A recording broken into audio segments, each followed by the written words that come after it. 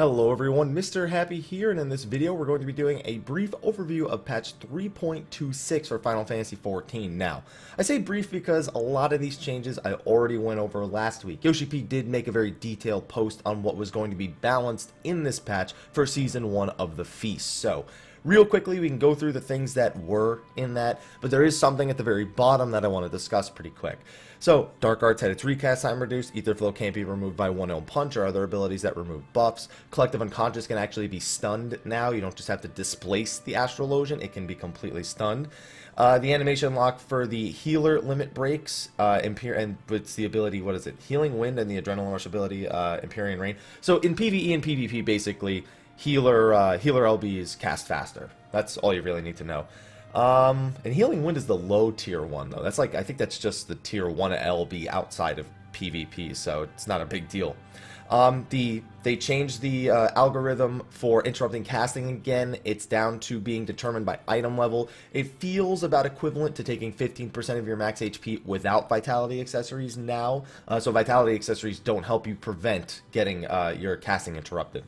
Rogue and Ninja can now use Fetter Ward, good change for them. And then they made a few adjustments. Storm's Eye and Dancing Edge had their HP recovery via healing magic effect removed in PvP, so they no longer reduce healing. Feint from Dragoon and Skewer also had their durations reduced. So the slow and the int reduction from that, it doesn't last as long. And then all sleeps across the board pretty much got nerfed. Black Mage's sleep got reduced to 12 seconds, Conjurer and White Mage's got repose reduced to 8 seconds. You can see here Nightwing got reduced to 12 seconds when enhanced. Most people will take the enhanced Nightwing, so it's not that big a deal. Machinist Between the Eyes had its potency nerfed by about 30 in both unenhanced and enhanced modes, so down from, what is that, 180 times 3 to 150 times 3, so that's 90 minus, so that's friggin' like, it's down to 450, basically, from 540. So then there was also Carnal Chill, Dark Knight got a few buffs. They got recast times reduced on both Tar Pit and Carnal Chill, and their effects were massively buffed. The HP absorption on Tar Pit going up to 200% when enhanced, and Carnal Chill reducing damage dealt by anyone hit for 6 seconds by 60%, up from whatever it was before, like 10 or 20%. And then Season 1 of the Feast, official announcement. Now there is actually a link right here that you can follow. It'll take you to the official Lodestone page for the Feast. It still says coming soon, but realistically this page, when all is said and done, is going to be keeping track of our progress in the Feast. Obviously it's a little bit off center because of the way I'm doing the video over here, but it's good to finally have Season 1 here. Got delayed for a couple of weeks, but we have it now. With that in mind, matching algorithms, it will now only match you with someone who's 1 tier higher or 1 tier lower than your ranking. They also, to increase promotions from lower to higher tiers, the decrease in PvP rating upon losing a match has been reduced for Bronze and Silver. That makes that initial climb up to Gold a little bit more feasible for people. And the number of medals, they changed heavy metals again.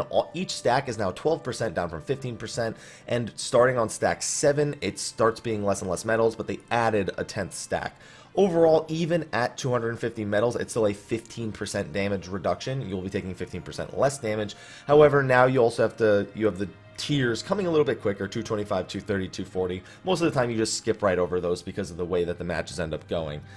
So in the following PvP encounters, Adrenaline Gauge will continue to fill even after being incapacitated. So even when you're not in combat, you will still keep generating Adrenaline Gauge now in PvP in all the zones except for the Fold. Not like anyone really cared. And then we have accuracy requirements in the 2 newest dungeons have been brought down, so we should be missing less as healers in those dungeons.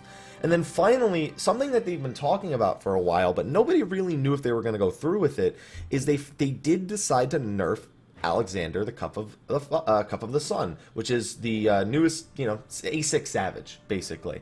And they talked about this because they said they thought that A6 Savage was harder than A7, and having beaten both, I completely agree. But I thought it was strange. I didn't think they were going to do this till 3.3, but they decided to do it in 3.26. So, Blaster is the first of the 4 bosses. The number of mines deployed by hidden minefield has been reduced. That's been reduced down to 1 mine. That's a lot easier. So that means that you'll be able to more properly do the mirages, because if you only have 1 mine, you can realistically treat the off tank as if they will always be capable of baiting the mirage to a specific a specific location. So strategies are going to become a lot more sound because of that change. On top of that, the supercharge from the Mirages, which is the charge attack they do, likely won't be one-shotting people anymore. If you have someone who's really, really incapable, you could theoretically have them be hit by it on purpose. It's not something you should do, but it's there. Brawler, damage dealt by the Ultra Power Plasma, which is, I don't know if that's actually the single or the double. Oh, no. Plasma Beta's Ultra Power Plasma. So, the giant orbs that explode during the second half of the Brawler phase, the big ones that are going to hit the center no matter what, their explosion damage has been reduced. So, it's going to make staggering them and making sure that it times well with the laser ability, again, easier. Also, the Mining Gunner's HP has been reduced in Swindler. I didn't think that was a problem, but it's apparently is. I don't know what else they would have changed in Swindler anyway. And then Vortexer. Vortexer's HP has been reduced, so it's going to be very common for groups to only have to do the Lightning and Water passing phase once all the way through, all the way to Ultra Flash. That being said, they also nerfed the amount of damage that Crashing Thunder and Crashing Wave even do, which is curious to me because I don't know why that's the approach. I don't know why reducing the damage of Crashing Thunder and Crashing Wave. I guess it makes sense because it's the amount of damage that needs to be done to pass. So it means that passing should be a little bit easier. If Crashing Wave has been reduced, then here's the thing. I thought that Crashing Wave and Crashing Thunder were actually the mechanics that happened if you failed. I think that it's the same name for doing Crashing Wave and Crashing Thunder as if you fail it, or if you do it successfully. It's just if you fail it, it hits the entire room. But it means that doing Crashing Wave will either A, be possible with 3 people, more safely, it already is possible with 3 people, or with 4 people, you're going to have a ton of health left. Even with 2 people on the Thunder, you're going to have a ton of health left. Probably still don't want to do it with 3 people, though. So, overall, A6 Savage nerfs, we're going to see a lot more people getting to A8 Savage then, because if you can beat A6, you can beat A7. In all honesty, even with these changes, A7 will still provide a challenge, but it's definitely going to be a lot better than it was before. And then they also made some, some client stabilities on the Mac version being improved again, and some issues that they are aware of. Arm of the Savage, Sturmdoll detonates immediately.